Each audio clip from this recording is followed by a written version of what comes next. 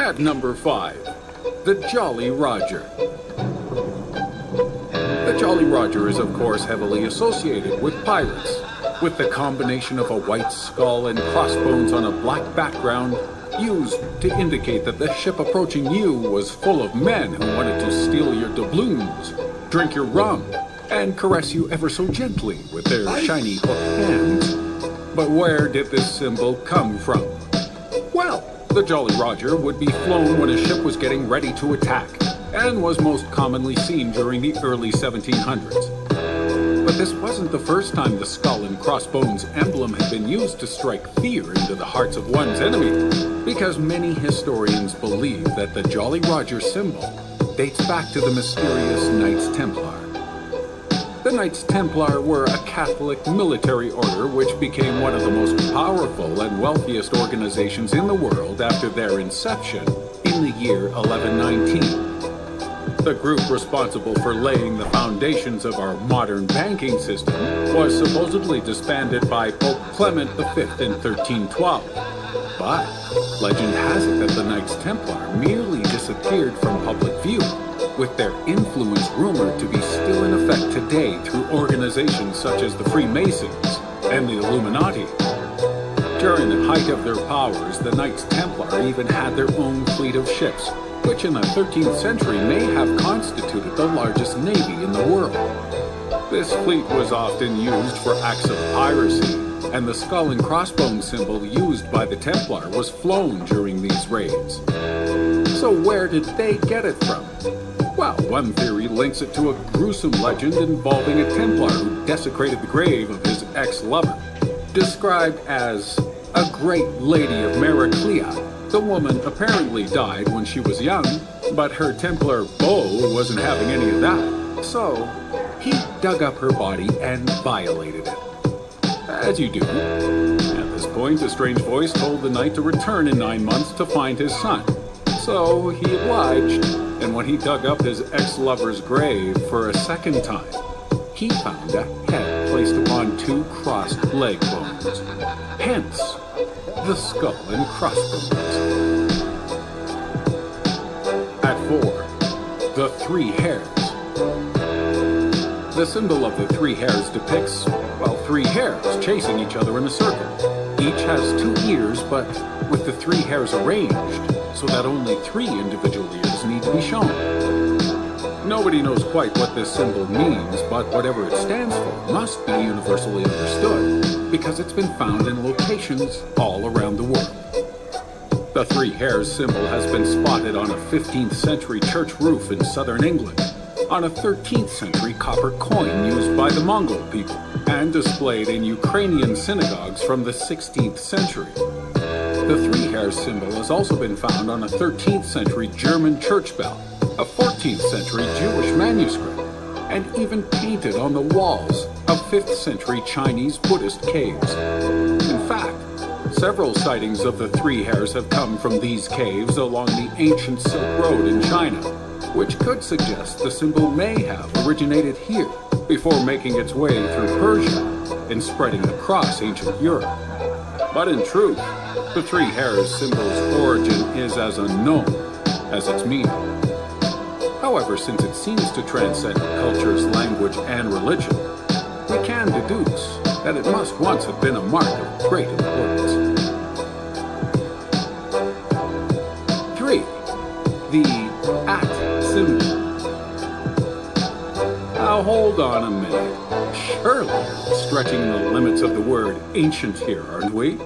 I mean, sure, the at symbol must go back a few decades at least, but that hardly qualifies it as ancient, right? Wrong. What you may not know is that the first recorded use of the at symbol came from a Bulgarian translation of an old Greek chronicle circa 1345. In this context, at is used to replace the capital letter A in the word amen. But nobody knows why, and over the following centuries, the at symbol has been used in a variety of different contexts outside of religion. At one point, it signified a unit of measurement, known as an ampora, which was used by the French, Spanish, and Portuguese.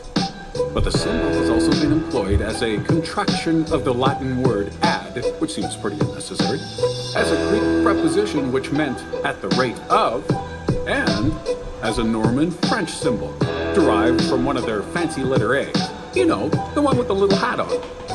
The at symbol then began to appear on typewriters towards the end of the 19th century for use as an amphora in business correspondence.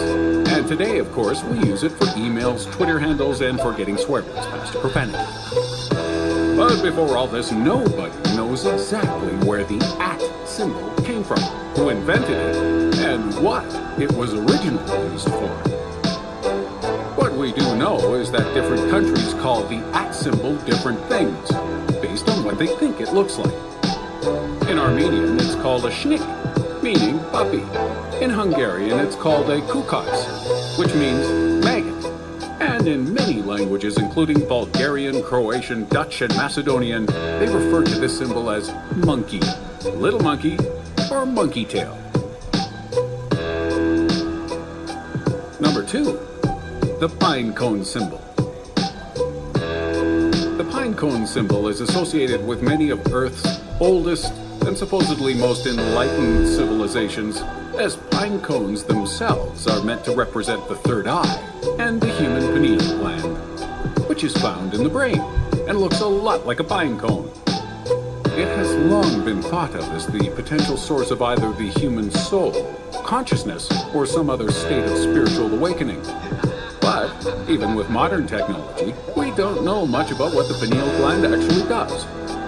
It is believed, however, that the use of this symbol throughout ancient cultures such as the Roman Empire, the Babylonians, the Sumerians, and the Egyptians suggests that these early civilizations found and subsequently lost the ability to operate the pineal gland, leading them to then worship the pine cone as a symbol of human enlightenment.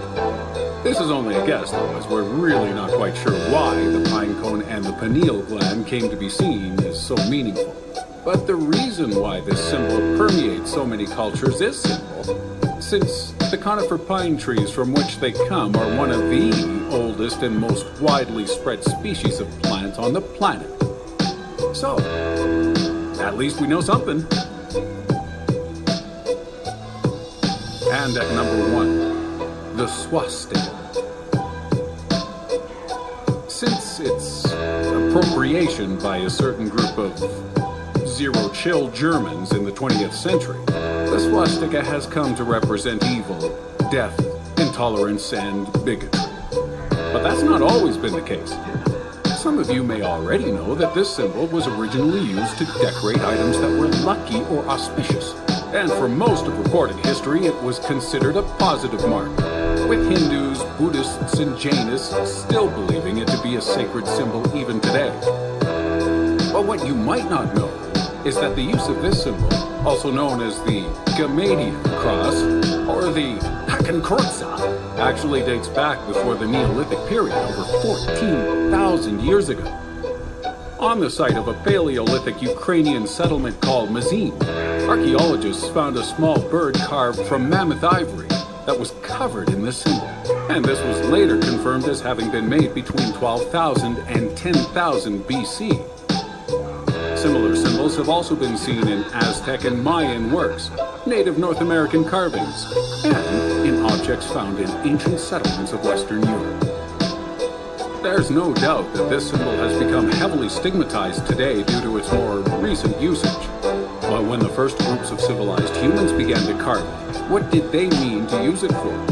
What did it represent? How did it make its way to India, South America, and Europe? And also, how did one group of tyrants manage to change its meaning so drastically? Will the peace symbol be a mark of hatred in 100 years' time? I wouldn't bet against it.